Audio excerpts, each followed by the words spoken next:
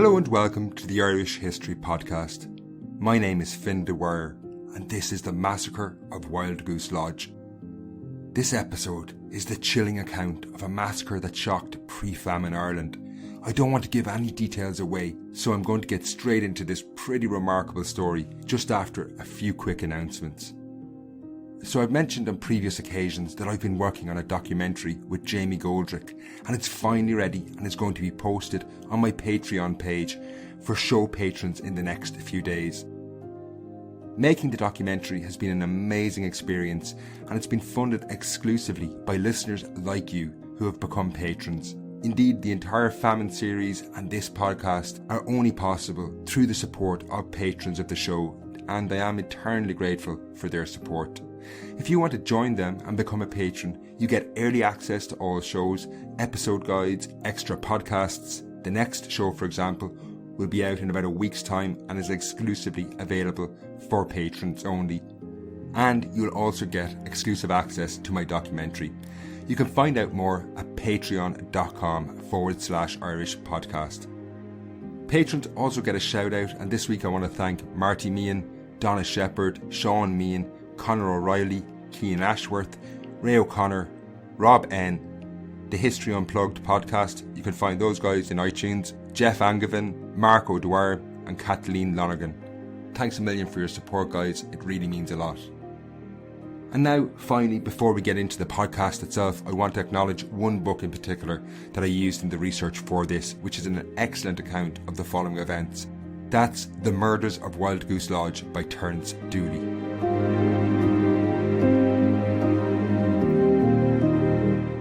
William Carleton is a somewhat forgotten figure in Ireland today. However, he was without question one of the greatest Irish writers of the mid-19th century. W.B. Yeats himself described him as the greatest novelist of Ireland. While Carleton wrote fictional accounts of rural life, it was an actual event that took place in 1817 that was one of the darkest things he ever wrote about. In 1817, Carleton was living in County Louth, working as a tutor. To while away the hours, he used to walk through the Louth countryside, and it was during one of these rambles he came across the following scene. One day, I went on, guided by the turnings of the way, until I reached a crossroads in a small village, where I perceived a number of soldiers standing and chatting to each other and passing their time as best they could.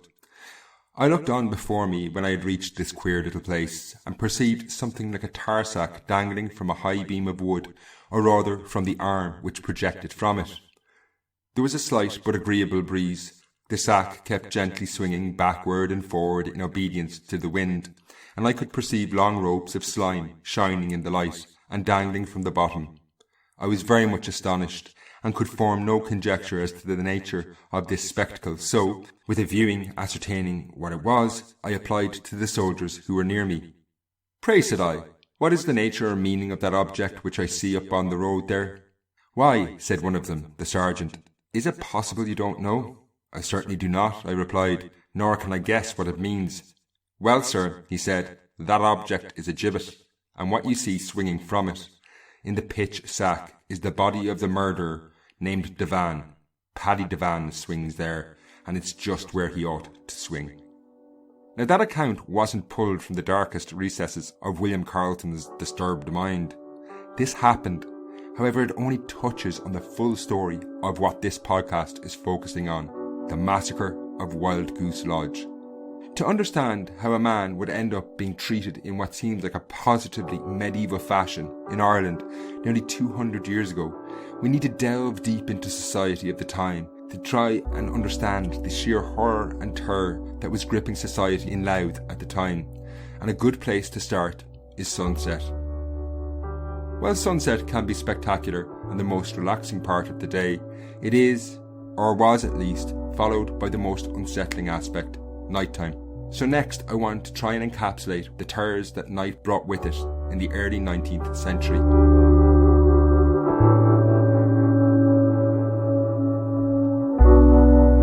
The phrase "as black as night" is slowly losing its meaning. In the 21st century, most people from the Western world at least live in cities where night is no longer black, but instead glows an orange hue from streetlights. Even if you live in a rural area, the night sky is adulterated with the lights from nearby towns and cities glowing on the distant horizon.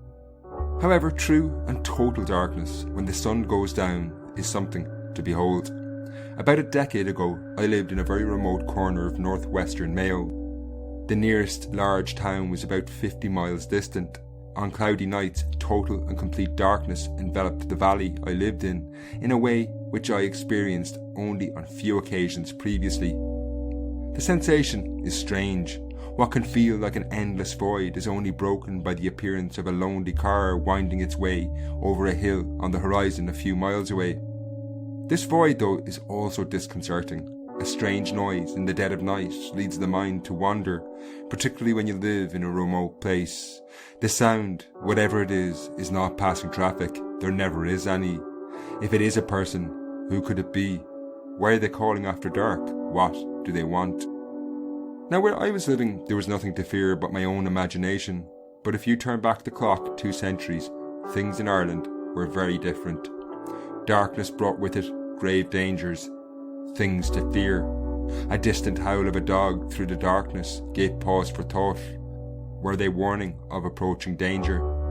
The shadows cast by darkness were hiding places for people who did not want to be seen, doing things that for one reason or another they wanted to keep secret.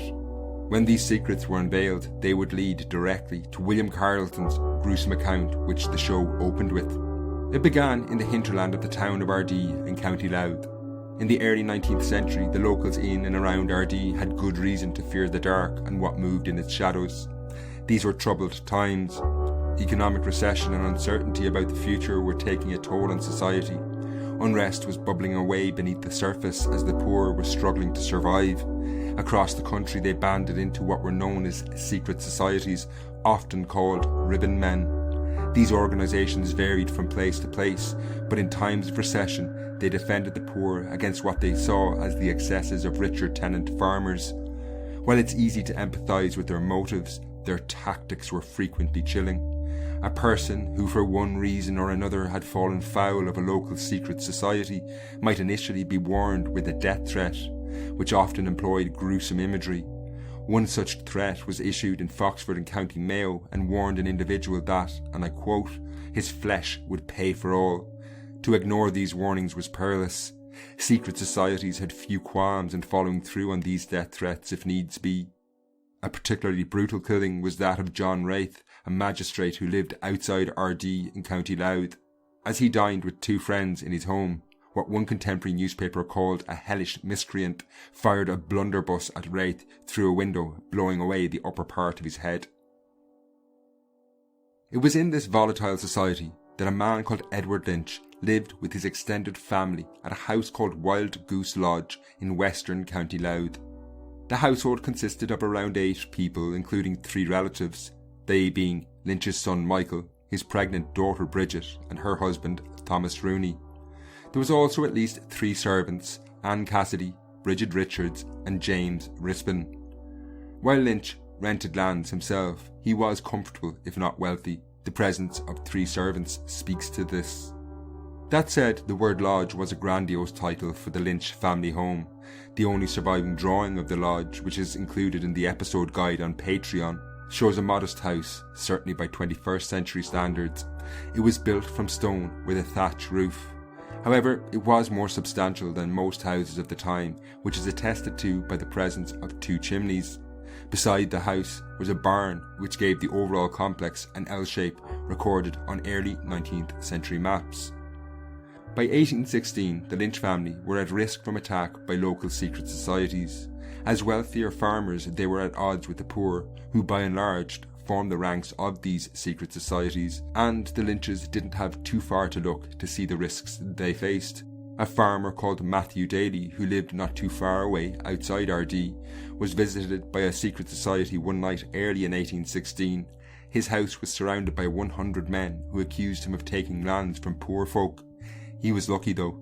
He was dragged outside, his guns were stolen, but he escaped with his life. For the Lynches, they experienced their first taste of such an attack on April 10th, 1816, which proved a fateful night for all involved.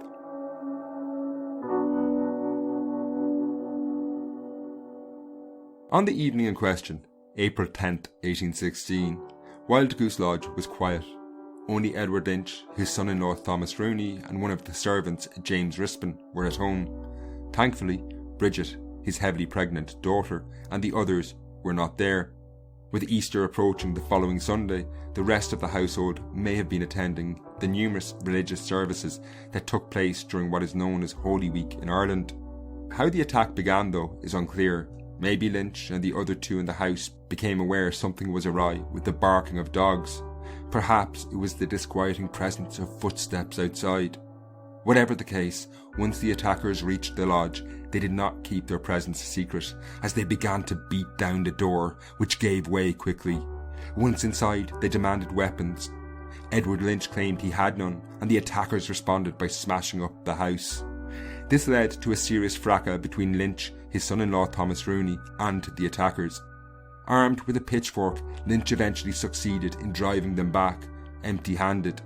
While he could rest easy that night, the victory Lynch had secured was soured by the knowledge that the secret society would surely come back, if anything just to prove a point to Edward Lynch.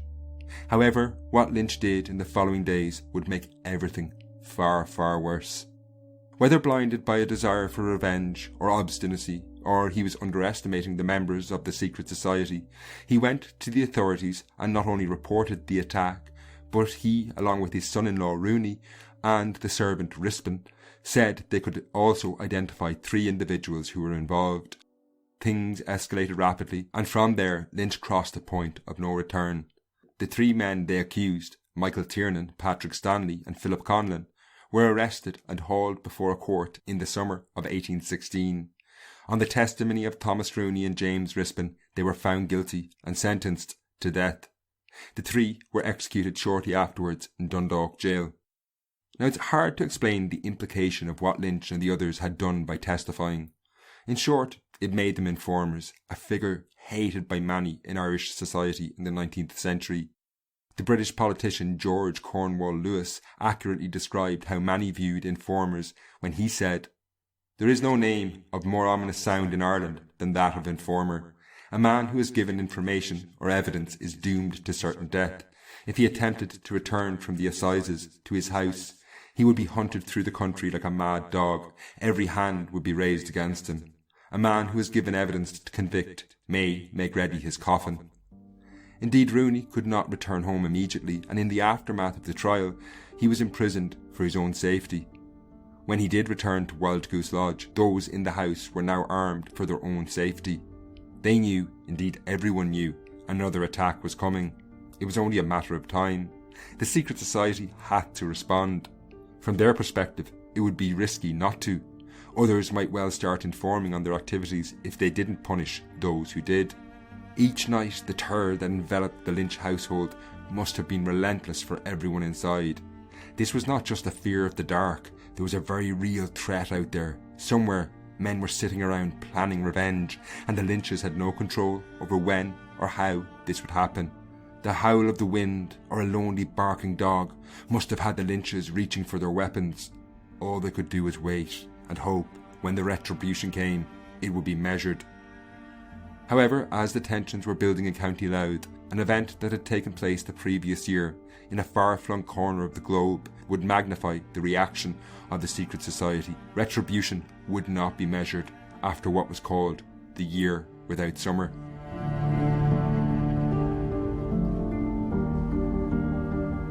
The weather in the Northern Hemisphere in 1816 was one of the strangest ever recorded. It will be known to history as the year without summer in the English-speaking world, because there was essentially no summer that year. The weather was unusually cold and wet. Hard frosts and snow were recorded in June and July. If this wasn't unsettling enough, snow in Hungary was the colour of flesh, in Italy it was red, while in Maryland in the USA it was blue. Few, if any, understood what was happening, but people were actually living through a volcanic winter. Unbeknownst to most in Europe, over a year earlier, in April 1815, Mount Tambora, a volcano in Indonesia, exploded in one of the most violent eruptions in recorded history, spewing volcanic ash into the sky. Over the following year, this ash in the atmosphere spread across the globe, blocking out the sun, which led to these bizarre conditions. While Ireland would escape red snow, the unusually heavy rainfall of the year pushed people to the edge of survival as the harvests failed. In Louth, this exacerbated the tension between larger tenant farmers like the Lynches and the local secret societies, who knew hard times were coming and the poor were going to suffer. This framed the vengeance the local secret society exacted on the Lynch family of Wildgoose Lodge. But before we look at what transpired, I want to take a quick break. The tensions focusing on the Lynch family came to a head on the night of the 29th to the 30th of October 1816. The key figure in organising retribution was a pretty unusual suspect. His name was Patrick Devan, the sacristan of a nearby Catholic church at Stonetown, a few kilometres to the southwest of Wildgoose Lodge. In his 20s, Devan was by comparison a well-educated man for the time and was a teacher in the area, plying his trade in what were known as hedge schools, informal schools that had emerged after Catholic schools had been banned in the 18th century.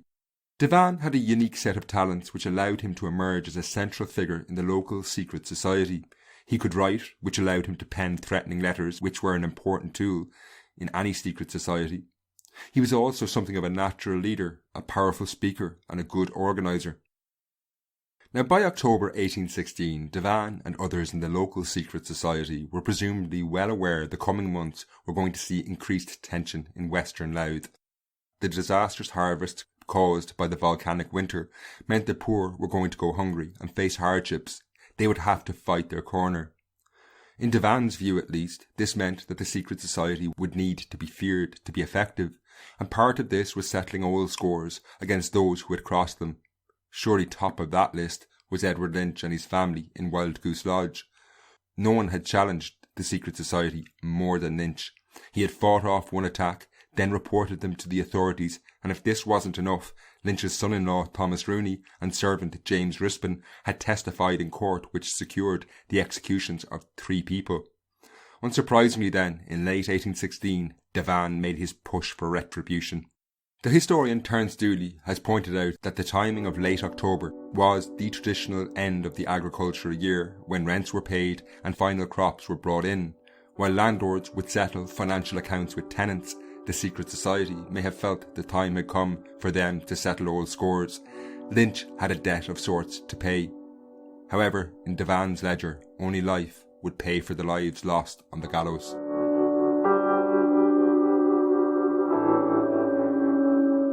The course of action they took against Lynch and his family was extreme, to say the least. Through October, preparations across several parishes were made. It was a pretty complex operation, given there was going to be around 100 people involved.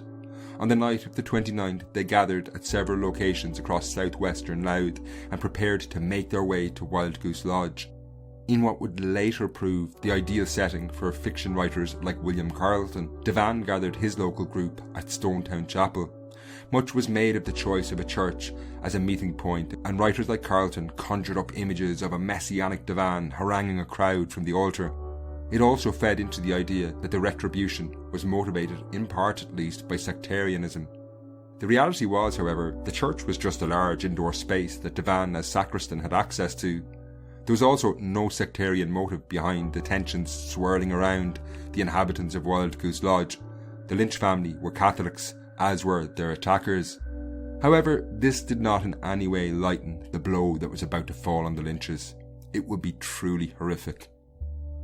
As the various groups made their way towards Wildgoose Lodge, they began to drink whiskey, presumably in an effort to steel themselves. It was unquestionable that they were expecting physical confrontation, given they were also armed, but some probably were unaware of what exactly they were about to participate in, and they would need every drop of alcohol, given what lay ahead. When they converged around Wildgoose Lodge, there was around 100 men in total, and with the alcohol taking effect, it was impossible for such a large crowd to remain silent. Meanwhile, inside Wildgoose Lodge, the entire household was present on this night. So this included Edward Lynch, his son Michael, his daughter Bridget, and her husband Thomas Rooney. And since the first raid, Bridget had given birth to a baby boy who was 5 months old. There was also 3 servants in the house: Anne Cassidy, Bridget Richards, and James Rispin. They were all undoubtedly gripped by fear now when they heard the approach of the mob gathering near the house.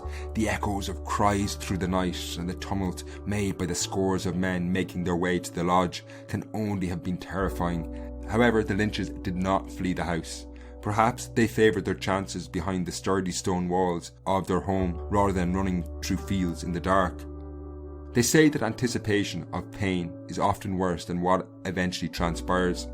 This wasn't the case, however, at Wildgoose Lodge. Those inside the building could never, in their worst nightmares, have imagined what was about to play out. As they arrived at Wildgoose Lodge, Devan and the assembled crowd fanned out around the building, sealing off any hope of escape. For those inside, watching shadows move through the darkness must have made their blood run cold. They frantically prepared for an imminent assault, bolting the doors and arming themselves with weapons. When one of the attackers approached the door, a shot rang out from inside the house and struck him. Now, whether this led to an intensification of the attack or whether it had been planned all along is unknown, but soon Wildgoose Lodge had been set alight, something easily done because the roof was made of thatch, which burns very easily. This now changed the dynamic. The family could no longer try and hold out inside the house, it was burning down around them. However, for Edward Lynch, his son-in-law Thomas Rooney and James Rispin, they surely knew that once they set foot outside, they were almost certainly going to die. They were informers who had testified against the secret society. But they did have other concerns, initially at least. For example, Rooney's wife, his 5-month-old son, along with 4 others in the house who hadn't testified in court or been present on the night of the first attack, were also now in this burning building. Surely they could escape. What was desperation to flee, though, soon turned to horror when they tried to leave the building, and it became clear that Devan's plan was not to try and force those inside the house to leave. Instead, he had set the fire to kill all the inhabitants by burning them alive. He was, after all, well aware of the dangers of allowing a witness escape. They were there to take vengeance precisely because witnesses had been able to testify from the previous attack, which resulted in the hanging of 3 men. However, there was a 5-month-old baby present as well. That baby posed no threat to anyone, given it clearly couldn't testify. Thomas Rooney supposedly begged that they would allow his innocent son escape the flames. However, Devan called back, "These are not old times, this night is your doom." This has been taken to mean that Rooney and Devan knew each other, and that perhaps at some stage Rooney might even have been a member of the secret society. Whatever the case, Devan was clearly not going to show any mercy. For the rest of those inside, these words must have made their blood run cold. If a 5-month-old child wasn't going to be allowed out, no one was. A servant pleaded to be let out as well when one of the attackers said to her, "You did not take the warning in time," inferring she must have been warned to leave the service of the Lynch family. Outside, Patrick Devan was utterly ruthless. While some present wanted to allow the innocent to escape, he insisted the nits should burn as well as the lice. That said, he was by no means alone in his ruthlessness. As the fire slowly consumed the building, a local blacksmith stepped forward and broke down the door, not to save those inside, but instead he threw in some materials to help the house burn. By some accounts, Wildgoose Lodge was alight for 2 hours until finally the roof collapsed in, which was greeted by cheers from the assembled crowd. Satisfied all inside were dead, the group then began to disperse, but not before they were warned that any who spoke of what had taken place that night would suffer a similar fate. However, surely those present must have known that they had committed an attack that was going to be greeted with revulsion by many in their own community and across Ireland. This was no ordinary secret society murder. Many would have felt that those who had testified in the court case arising from the first attack had brought Devan's vengeance on themselves, but the murder of the others, including a 5-month-old child, was way beyond what could be considered as settling old scores. Further to this, it was going to be hard to keep it a secret. There had been 100 people present. They were returning to homes, having been absent all night, smelling strongly of smoke given the house had been ablaze. This meant that their wives and family members, which would number in the hundreds, would have had suspicions that they had been present at the massacre. That said, initially at least, the authorities were clueless. In what was a lurch in the dark, they arrested the relatives of Michael Tiernan, one of the men executed, for the first raid on Wildgoose Lodge. However, this was purely based on the idea that they had carried out the attack in vengeance. These arrests brought them no closer to finding out what exactly happened, or perhaps more importantly, who had perpetrated it. Weeks passed with no major developments. A fund of £1,300 was raised for information, and that's an extraordinary amount of money for the time. It would set someone up for life, but it still didn't produce results. Everyone in Louth knew that the person who claimed that reward wouldn't live long enough to enjoy it. It would be a very short life for anyone who testified in court. That said, it does seem that police themselves were actually slowly beginning to piece together some sense of what had happened on the night in question through a network of their own informers. However, these people were totally unwilling to testify, so they couldn't move against the secret society in terms of developing a court case. However, in March 1817, things began to change. It wasn't the money that worked, but instead a completely unexpected turn of events. A few months after the events of Wildgoose Lodge, the home of another farmer, John Sillery, had been attacked. On that occasion, a servant was killed, and in the aftermath a man called Patrick Murphy was tried, convicted and sentenced to death for his role in the murder. Facing the noose, Murphy claimed he had been present at Wildgoose Lodge on the night of the attack. Although it's very unlikely that Murphy was actually there, he was willing to testify and say he was in return for his life. As I mentioned earlier, the police by this point had picked up enough bits and pieces of information so they did have a fair idea of what happened, so they were able to school him in their version of events at least. Murphy's so-called confession would lead to several arrests, which triggered a chain of further arrests. Eventually the police had a handful of people who claimed to have been present on the night, or indeed were present on the night, and were willing to take the stand. The secret society was no longer secret, and it was starting to unravel. Devan himself, however, evaded arrest. He undoubtedly knew that once arrests began, it would not take the police long to arrive at his door, and he left Louth, eventually making his way to Dublin. Although he was one of the most wanted men in Ireland, he just changed his name and was able to work on the Customs House docks, cloaked by the anonymity offered by the city. This was a time before CCTV, photography, DNA, or even accurate drawings, so Devan was able to stay off the radar. That was until he made the fatal error of writing home. Literacy was still relatively limited in the early 19th century, and his handwriting was recognised by a local postmaster, and eventually the authorities were able to track Devan to a house on Bridgefoot Street in Dublin.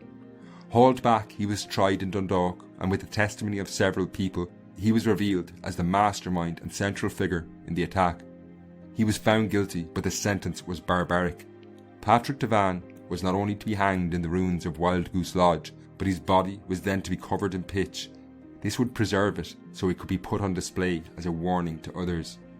The execution of Patrick Devan took place on July 23, 1816, with several thousand people gathering to see him die. He was allowed to pray in the ruins of the lodge before being strung up from a beam suspended between the two chimneys which were still standing.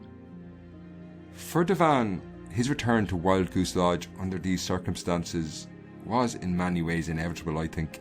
You have to wonder how he thought he was ever going to get away with this attack. Did he really think that the 100 men assembled there were going to be able to keep that secret?